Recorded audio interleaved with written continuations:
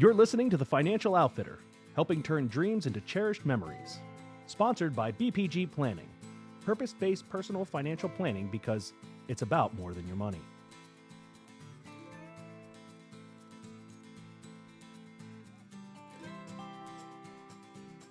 Welcome to the Financial Outfitter podcast, where we aim to inspire people to turn their dreams into cherished memories.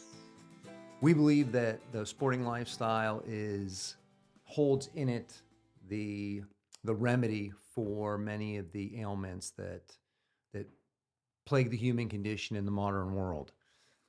So thanks for spending some time with us today.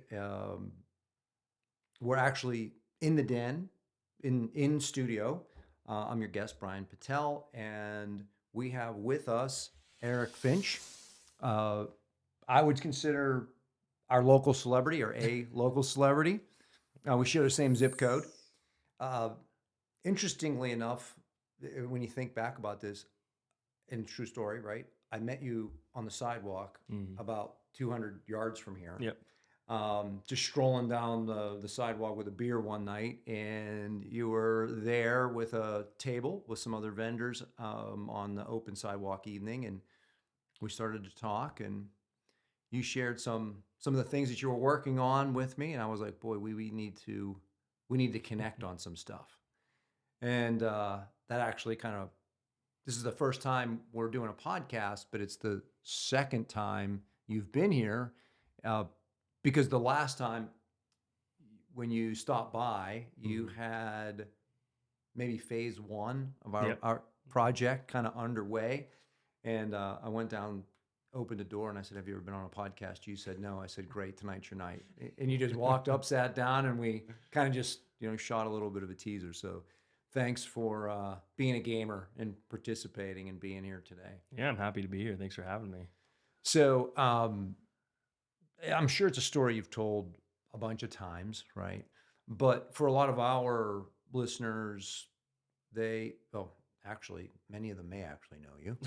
But why don't you kind of share your background in knife making, and like how it really started before you actually really started to fabricate knives? Yeah, for sure. It's definitely a story I get asked pretty often, so I've gotten pretty good at telling it. But a lot of people, when they see the things that I do, and especially doing something like bladesmithing or blacksmithing, they always think that you got to have a family member into it or be brought up in it naturally. But it was just kind of a whim hobby that I got into.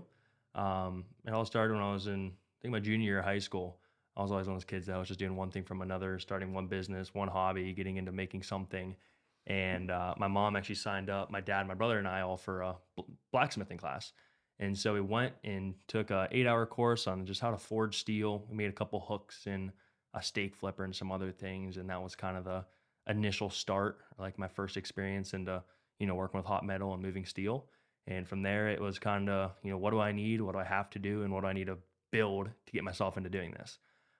So at the time, I was in high school still. I was in a welding shop, and it was towards the end of the year, and our teacher told us we could make whatever we want. And so for my final project, I decided to fabricate a coal forge. So I built myself a coal forge in high school, and then took a little while to lock down some of the more major tools, anvils nowadays, thanks to, Forge and Fire, which we'll talk about. But that really skyrocketed a lot of the prices and made things really hard to find. But eventually, once I found some of the foundation tools that I needed, it was kind of off from there. It started with making some hooks and other things. And, by nature, when I was young, I was big into the outdoors, big into going out in the woods, and always had knives. I can still remember the first pocket knife I ever owned. And so it was only a matter of time before I started trying to forge rebar into knives, which is not good steel now that I know. And from there, it was kind of just building up my own shop. I started with that coal forge, a couple hand tools, and a plastic fold-out table. I didn't have anything to get into this hobby, and it was one of those, people kind of help out where they could if they had extra tools laying around or anything I could use. It was trying to find them and, gathering things slowly until it kind of took off into what it is today. And it was a long last few years, but, I've come a long way from, being someone that's never moved steel to where I am today. So obviously, if you're working with a forge, this is probably not something that your parents want you to do in the basement, Yeah. right? So in those early stages, like where are you actually operating? Yeah, I was again still in high school when I started, and Yeah. so I was in my mom's house, still living there, and started out with a small portion of her garage, Okay. and then eventually grew out of that. So I expanded into a little more of the garage. Eventually threw up a wall in between so I could have my own area, and then very quickly started flooding outward of the garage into the driveway, which my mom still references as made us look like we lived in West Virginia hillbillies. So she didn't really like that too much, and then I just kind of again, it kind of took off faster than I thought, and I got into it a lot more than any other hobby I was ever into. And it's one of those things that requires a lot of tools and a lot of space. And so eventually, about 2 or 3 years in, I finally kind of had it in me to make the jump and get my own shop, which is now just down the road from here. Mhm. So I could expand it and grow it a little bit more. And I'm not sure if I told you this yet, but actually just purchasing my first home on Monday this week, which Oh, has a congratulations. new shop. So it's going to be expanding here very soon. Nice. So it's like a continuous growth with this. It's an addictive hobby that requires a lot. So yeah, and you've come a long way from day one, Yeah, right? yeah, You're at home or at your mom's place. You're in the garage. You're kind of doing your thing, and something that you had shared with me in the past, which I find very interesting, very compelling, is that you love the process, yeah. Hmm. and the product just comes from the process, and that's what a lot of people refer to, and I would refer to as that craftsman mindset, right? But all of a sudden, one day you find that you're on TV. So Yeah, what happened in between there, right? Like what were the steps or two or three yeah, steps that all of a sudden you're like, whoa, wait a second, is this actually happening? yeah. No, for sure. I mean, again, I kind of came from that background where I just like to make things, and so in the beginning stages, to me, it was just another one of those hobbies that I was just getting into for maybe a few months or a year until I jump over to the next thing. But this one ended up obviously sticking, became a lot more in depth and a lot more interesting to me, and I enjoyed it so much more. And then obviously, like you kind of referenced there, it was about 2 years into making knives, and obviously everyone's familiar with that TV show Forged in Fire. Hmm. It was always something that from the very beginning I obviously knew about. I watched the show. It was one of those things that made me want to start making knives. Was always watching it, and it was always a goal, kind of in the back of the head, like maybe someday I'll go on Forged in Fire, but like probably not. And early on when I was getting knife making, my uncle Chuck, who was a relative of ours, not actually an uncle, but he was a big help with getting me the tools that I needed. He was kind of one of those guys that made and built anything and everything. And so when he heard what I was getting into this, he's like, "What do you need? I'll get it for you." And he was one of the first people that got me my first coal forge, got me my first anvil I ever had was from him. My first belt stand, a lot of the foundation tools that really kick-started this whole thing Hmm. came from him. And the only thing he ever asked from me is, someday go on Forge and Fire. It's like, all right, yeah, okay. It's not actually gonna happen, but Not exactly a small ask. yeah, it was a little, crazy to hear him ask her that, but it was like, opportunity comes, I'll take it, that kind of thing.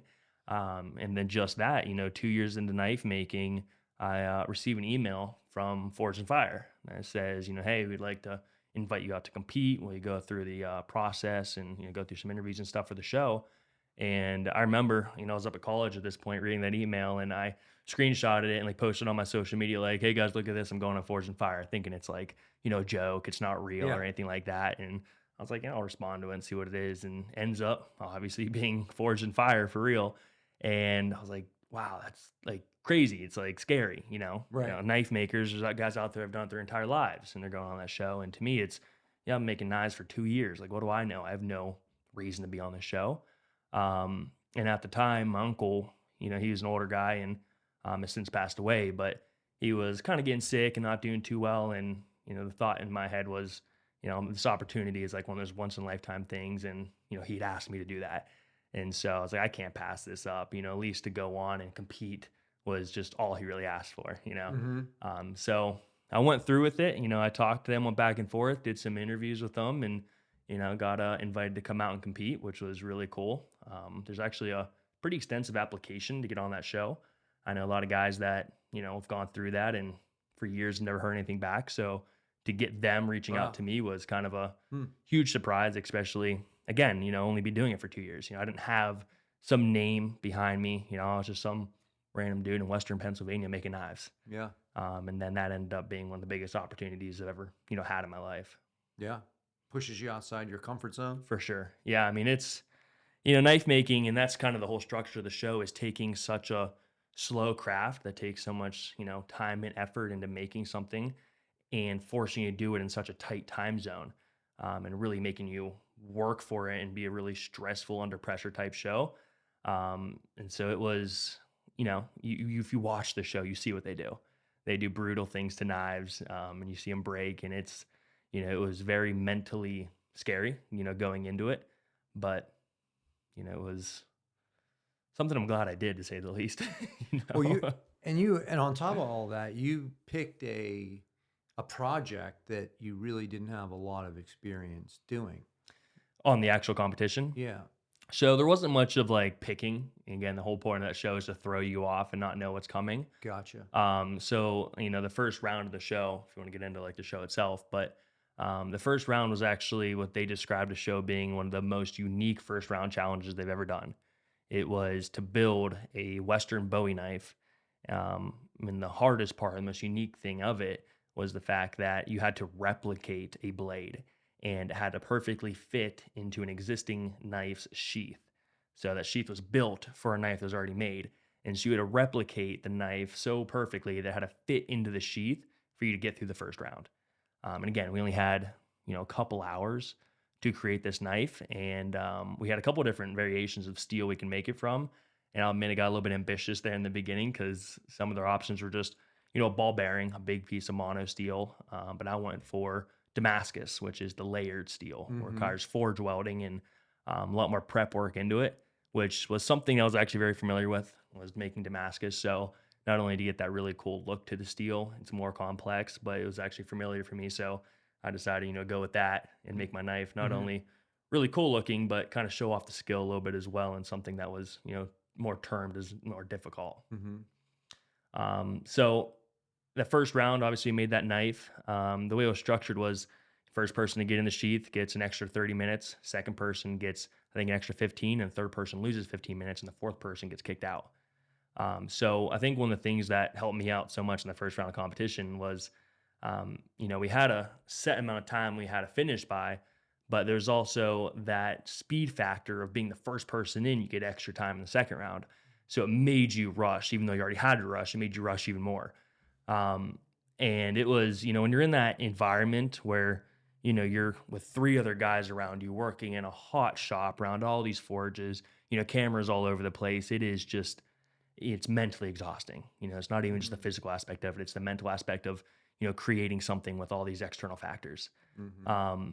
But I think one of the things that helped me out so much in the first round was the gentleman that was the first one to finish. He finished and got the extra half hour, but he still had about an hour left over in the first round. So he pretty much lost time. And so I did really well with setting myself up for that second round and used up almost all of the time in the first round, still got it in second, and had my knife so much farther ahead than the other competitors just coming out of that first round of competition. Wow. That's when we met on a sidewalk, I had no idea what was that, 2022? What year was that? Yeah. It would have been 22 by now, yeah. I haven't had television in 5 years, right? So I'm blissfully unaware of things that happen on television, right? Yeah. So it's almost like it was almost like a casual in passing. Oh, by the way, I was on this show, right? And I'm like, what the heck, really? So you felt like you had some experience working with Damascus, and maybe that gave you a little bit of an edge. But was there anything else that you were doing unknowingly that would have prepared you for that environment? I don't think anything could have really prepared you for that. As someone that's never been on TV before, Yeah. never done anything in like a competition fashion with this hobby, it was 100% new. But I think one of the things that helped me so much is I think I expected a lot of those external factors of like the pressure, and it was like the way I referenced how it felt being on that show. It was like I was in the back of my head looking through my eyes as I just worked. I went in there and you just had to block out all the cameras, all the external things around you, the judges sitting up there watching you work the whole time, and just pretend like it's not there. Mhm. It's so mentally, you know, hard on you because every single movement you do, you got cameras all around you, got people watching you, you got the judges judging you on things. So for me, I think what helped me so much was just pretending like it wasn't there. I know how to make a knife. Mhm. I know how to do this process and just doing it. Mhm. I think, another thing to help me a lot in a competition like that was also my age.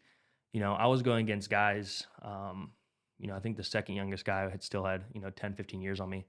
And a lot of these other guys have been making knives since like 1980s, 1990s, some of them. So they had an abundance of, experience compared to what I did with just 2 years of experience.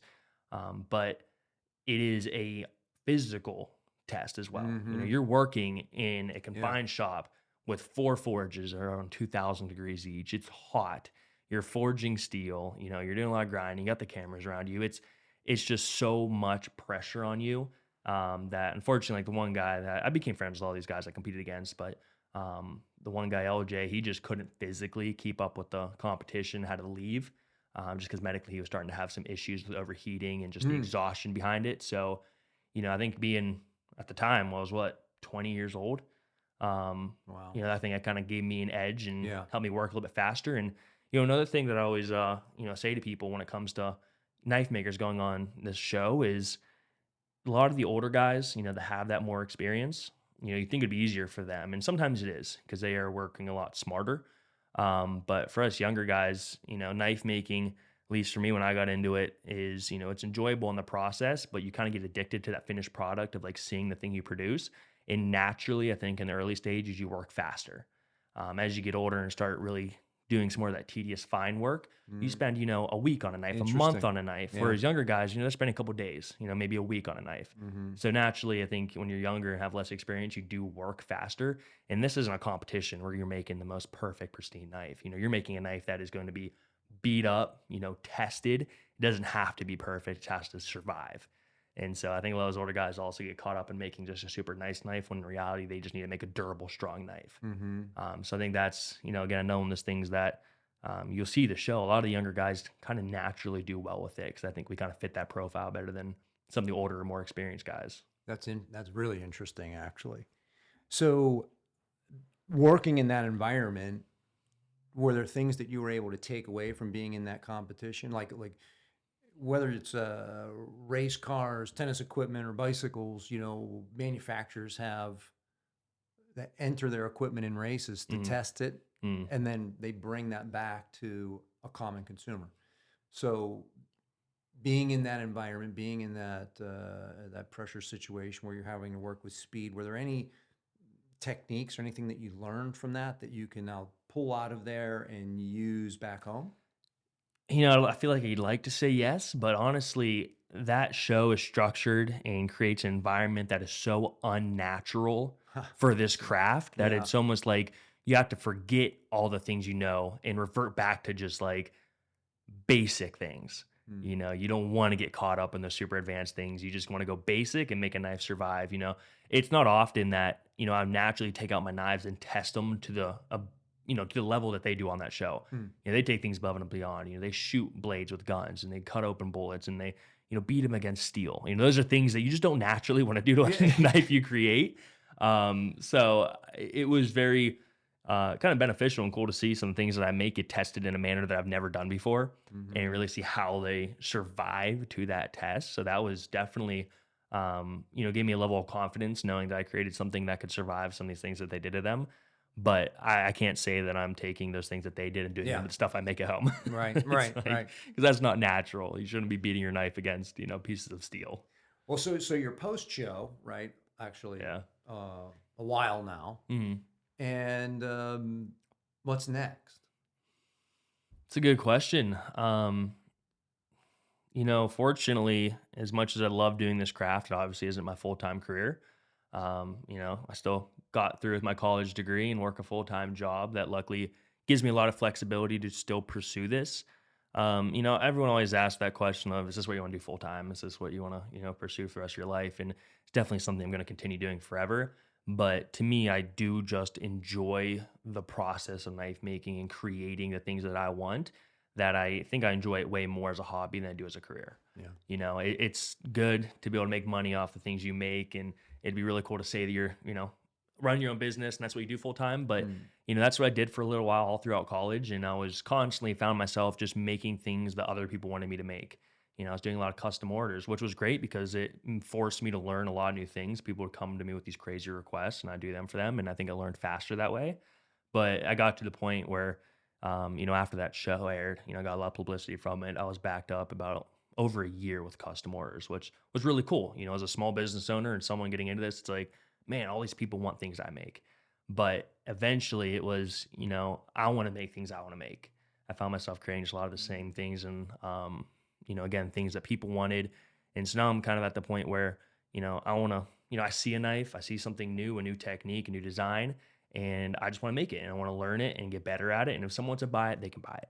You know what I mean? I don't Yeah. have to rely on doing all these custom things. I think I can really kind of learn the new techniques I want and develop my own style with knife making. Um, and I'm still fortunate enough to have people that support me and want the things that I make, and that allows me to, continue putting more money into the business and buying new tools and developing that skill farther. Yeah. Well, I mean, speaking of people that want things that you make, right?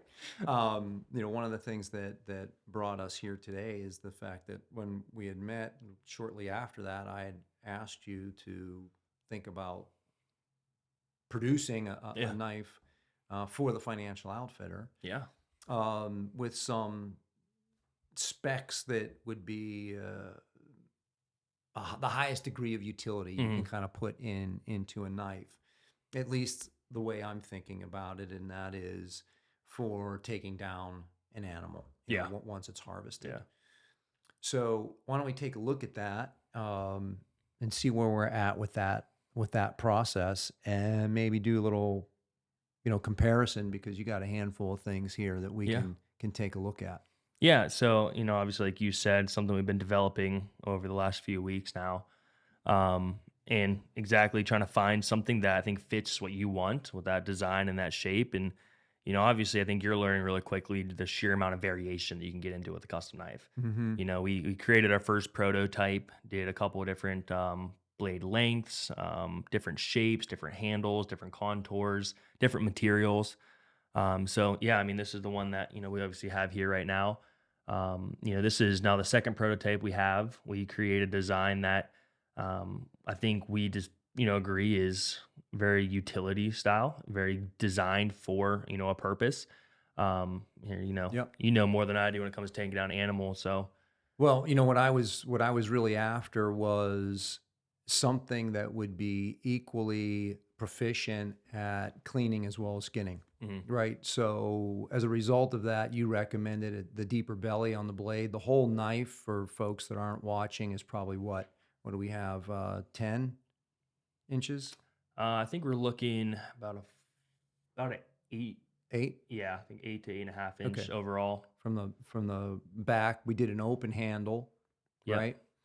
And then the jimping all the way up onto the tip, so that you can extend your index finger when you're reaching with the blade, and still, if your hand is wet, cold, you can still get a little point of contact and Yeah. and traction. And that the overall blade length, the exposed blade length, isn't that long that it adds any additional material that you need to kind of turn around when you're operating in tight places. Yeah, and that was the goal, is to make something that, is very usable and comfortable. We just want that size blade because, you don't need a ton, and we want that, width in that belly, because a lot of what you're doing when it comes to that skinning is done in this portion of the blade. And the more of that sweeping edge you have, it makes it a lot easier as you're going through that skinning process. And again, like you said, with that jimping, this is a benefit because, when you find yourself covered in blood, things start to get slippery. And so being able to find something to give your hand a little bit of grip. Same thing with this top set of jimping here. Like you mentioned, that's, great for that indexing when you find yourself up inside of that Yeah. animal and not able to figure out where your hand is. That allows you to know, okay, I'm at the tip of that blade. That way you're not puncturing through, Right. hitting any organs you don't want to. So yeah, I mean, those are a lot of those things that, I think we thought through a lot in trying to create a knife that, will work for a specific purpose, as well as just kind of being a general knife that, you can really do a lot of different tasks with. So, a couple of the things that we could end up still changing on this is obviously the handle material. Yep. You get into some pretty crazy material on your handle. So, Oh yeah. with this particular handle, what is that? Yes, What's that's a the wording? micarta. So it's like a sort of felt like material that is hardened with resin. And so it's a synthetic material, which is kind of a nice feature to have when it comes to, a hunting knife. It's something I like to go with a lot because these knives usually find themselves wet, Hmm. covered in blood or water, rain, whatever it is. So material like that is super hard, super durable, whereas I think everyone naturally likes wood more. You get that more natural look to it. And you can get some pretty crazy variations of different woods. But you do always kind of run that risk of moisture, penetrating through that wood, causing warping or cracking, things of that nature. Obviously, a lot of the wood that we use, 100% of the wood I use is all stable, which makes it a lot better for those uses. But, that's something that is so extensive, is handle material. So, I mean, if you're a knife maker, you probably know what that means. But when you say the wood is stable, Hmm. or any material, because Yeah. here you've got one that it's kind of hard to believe, but this is a corn cob, but it's been stabilized. Yeah. So, what's the stabilization process? Yeah, so I can't say I'm too sure what happened to that piece of corn that made it that way. But normally, like stabilizing, when you take a piece of wood, from a tree, it's wet. It's got a lot of moisture in it. So naturally, when it dries, if it dries too quick, it's going to crack, it's going to warp, it's going to move and break. And so stabilizing wood, what that takes is getting a piece of wood that is 100% dry, no moisture in it.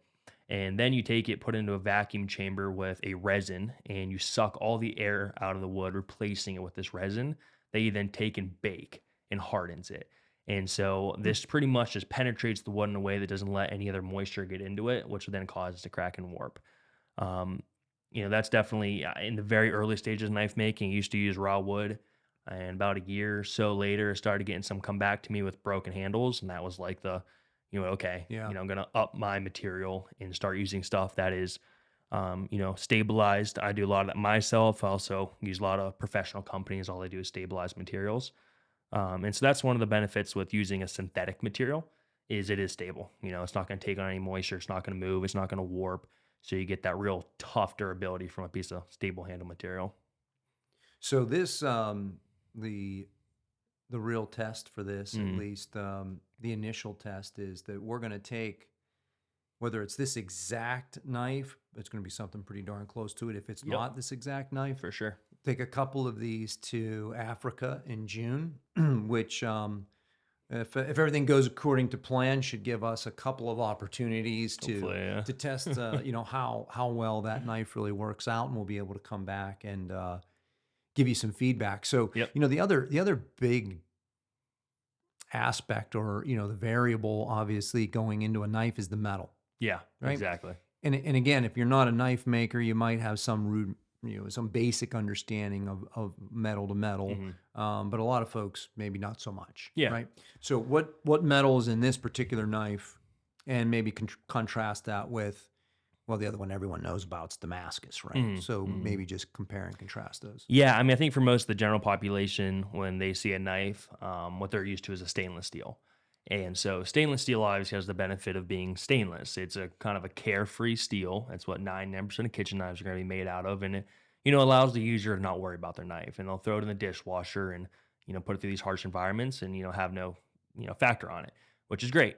But then you also probably notice that your stainless steel knives are constantly dull and need sharpened. And so there's a pretty big trade off. Steel is something that is continuously improving in today's world. We're constantly getting better steels and Hmm. new alloyed Yep. variations, which is really cool.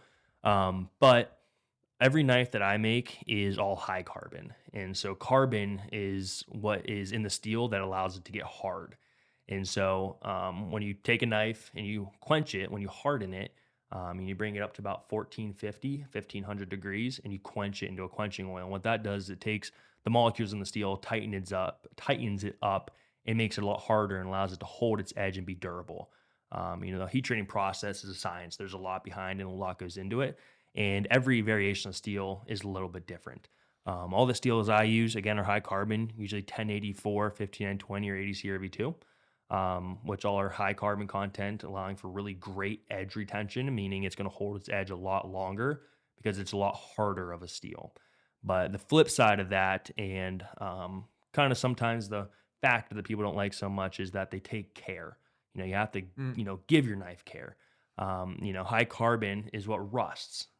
And so that's kind of the trade-off is you get that better edge retention, the better sharpness, but you have to take care of the knife.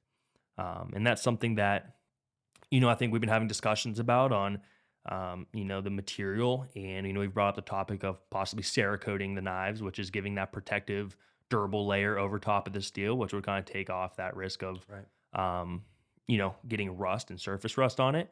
But, again, it's one of those things. If you're going to pay a good price for something, you're probably going to care about it and take care of it. And that's one of those things that, a custom knife requires. Yeah, I'm not great with maintenance. No. So the Damascus, right? Everyone loves to look at Damascus. That's like the sexy material for knife making. Sure. My understanding, and it's really basic, is you can buy a block or you can actually create your own. Yeah. So unfortunately, the world of Damascus for the general public is kind of a skewed thing. A really high portion of Damascus knives you're going to see out there, we refer to as Pakmascus. It is Damascus that is created in Pakistan that is very, very poor quality. I always tell people if you're buying a Damascus knife for anything less than, $200, $300, $400, it's probably fake. Pakistan produces a huge amount of Damascus that is created from, car bumpers, pots, pans, steel that is not good. And I've had experience using it one time when I was first getting into knife making and wanted to make Damascus. I was like, oh, look at that, $50 for a billet of Damascus? Yeah, why not? And later down the road, realized just how bad it was. You get the poor quality, doesn't heat treat well, doesn't look very good. And, US made like proper Damascus, it's something I do. I make all my Damascus in-house. But there are companies in the US that specialize in just making high quality Damascus as well. Unfortunately, is one of those aspects of knife making that is complex and takes a lot more tools. It's actually not as hard as I think as a lot of people think it is. My always go to how I explain it is really hot and pressure, you'll create Damascus. But what Damascus is for people that don't know is it's two different grades of steel that are stacked on top of each other and forge welded. So whenever steel gets to about 1800 degrees or so, if it gets under pressure, it'll forge weld together and fuse into one block. And so going through the process of making Damascus, you take your two different grades of steel, you cut them, you stack them, you forge weld them. So maybe you start with 20 pieces, forge weld it down to a bar, and you can create a knife from it. Or what a lot of times you see is you cut those, that 20 layer billet up and you stack it again and you draw it out. And you do that 5 stacks and, you got 100 layers and you keep going, there's a million layer Damascus, 100 layer, whatever you want to do is you can create that layer count. And then really where the magic happens is, you can create a bar of Damascus, you can make a knife from it and it'll look like a plain monosteel knife until you put in acid. And the way the acid reacts with those two different grades of steel is different.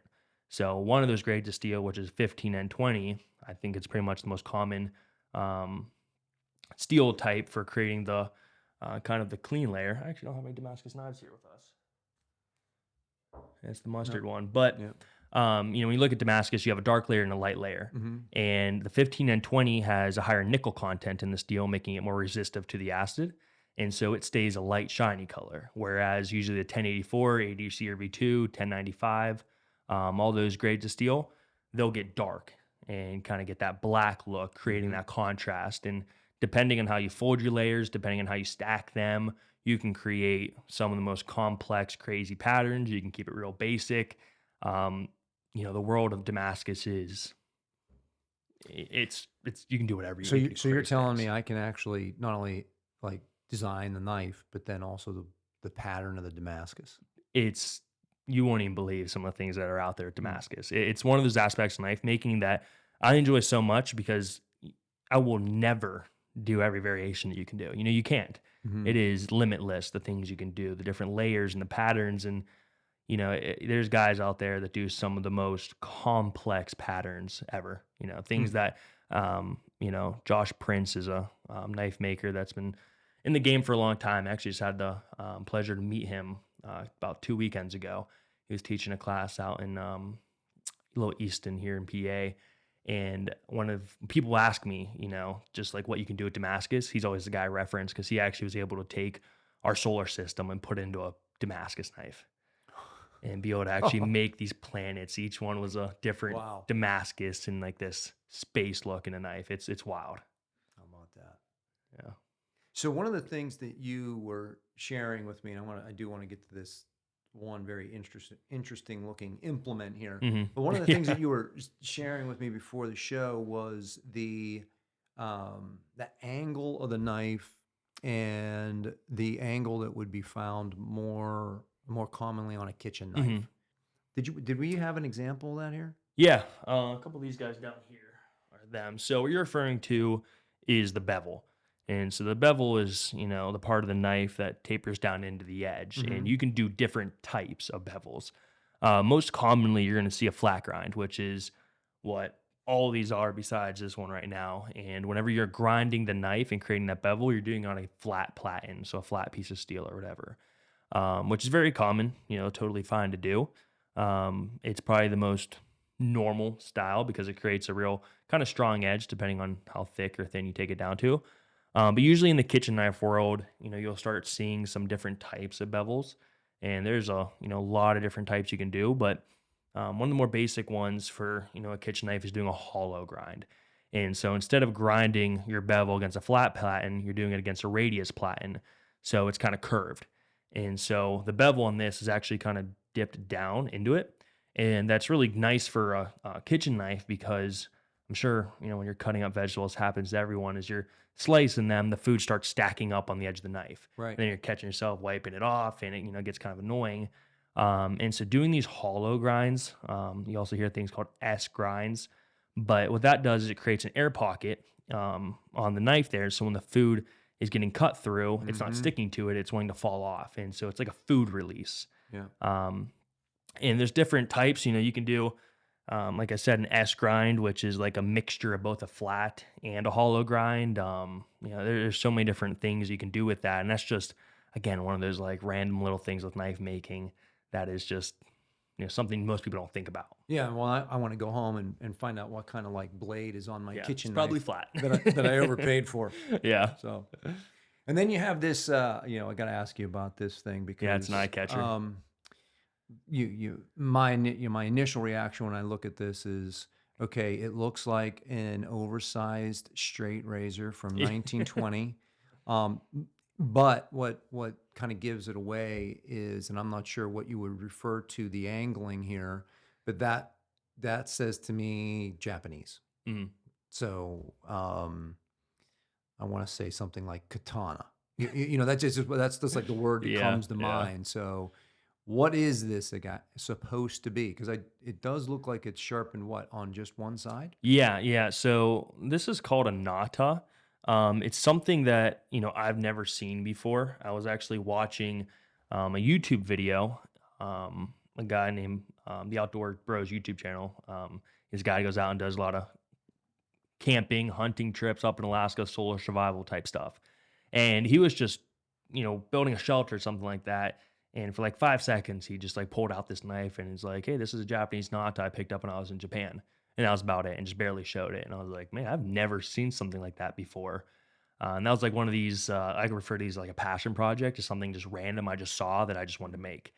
And so just from a quick 5 second, glimpse of this knife on a YouTube video, I took a couple screenshots of it. And I'll say I'm pretty impressed with how well I was able to replicate this thing. But it is again, a nata. It's a Japanese hatchet.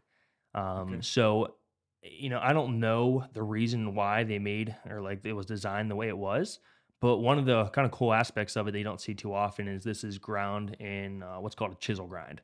And so as you saw, this side is completely flat with no bevel, and then this side has a bevel coming into it. So the edge is actually, off-centered towards the one side. Yeah. I wish I knew more about just exactly the difference it makes in the cutting edge, but at least from my experience, this thing is a chopper. Mm. It's got a flat edge like that and just creates a really kind of sharp, edge it comes down to. And you're not having any resistance on this side as you're cutting through anything. Cause you think when you're cutting through with a knife, it starts at a real fine edge and it tapers wider. And so Mhm. there's more pressure as you go deeper. And you kind of lose some of that with this, I've noticed. But it's a very odd knife. There's a lot of aspects to this thing that are unusual. But again, it was like one of those things where I just saw it and I had the ability to make it, so why not? Probably not something you're going to take on a mountain hunt. Yeah, probably not. Probably take it out Probably in the weighs like 2 bush and pounds. yeah, again, it's a hatchet. It's one of those Yeah. like beat through some brush with it, chop down some smaller trees with it. So it's just one of those cool things where I have the ability to do it, so why not? Cool. Very cool. Yeah.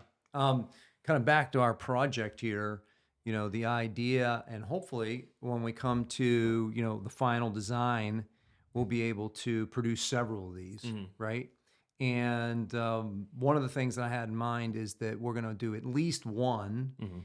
and we're going to make it like one of our quarterly show giveaways. Yeah. So be a chance for listeners to be able to, you know, tune in, click on, do whatever it is that they need to do to register a chance to win one of those custom knives. So, For sure. are you taking orders now, really, or not? Not you're not in full Yeah. commercial production. I don't, publicly usually go on social media and like advertise custom orders. Mhm. I got, my like kind of collector type people that are my more consistent buyers that, they ask me for something, I'll get it in for them. That type of thing. But, a lot of times when people reach out to me for custom stuff, it is kind of a debate on whether or not something I want to do. If it's, too wild, too crazy, it's not something that I'm interested in, I'll probably pass on it. Mhm. But, if it's something that's like kind of hits me and like, that's kind of cool, I wouldn't mind trying to learn that and make that, then usually I'm more open to doing it. So I kind of do like this weird request still. But my main focus right now with this is just, really making things that I want to make. And then, people want to support me and they want to own something of mine, then, what I'll usually do is a drop on my website where, I'll spend a week or two making a batch of knives, toss them up on the website. People want them, they can buy them. So, perfect segue. Thanks.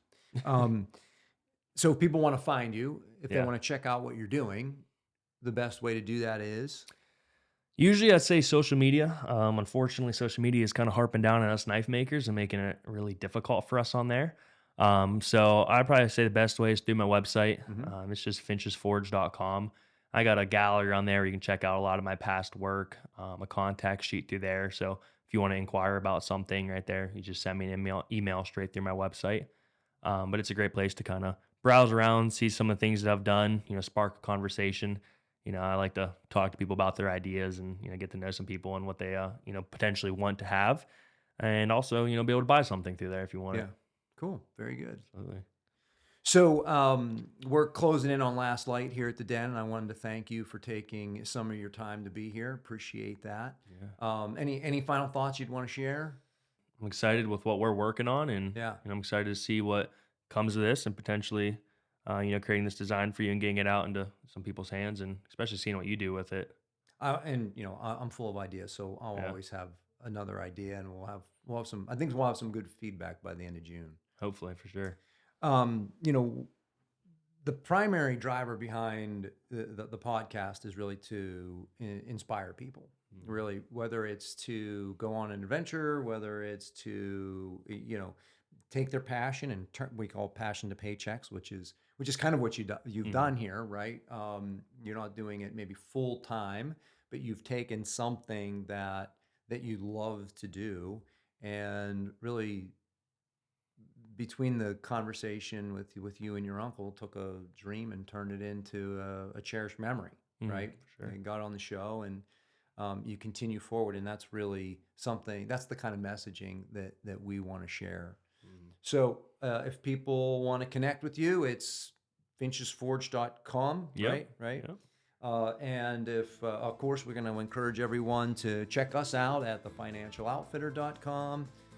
Check out our social media, do all the social media stuff that you need to do. And when you subscribe to the podcast, remember that, you're becoming a member of the pack, not the herd. Our mission is to promote new connections in the sporting community by bringing awareness to opportunities and issues that impact our lifestyle, challenge members to think critically about their role in the modern world, and help others to turn dreams into cherished memories. This episode is sponsored by BPG Planning, purpose-based personal financial planning because it's about more than your money.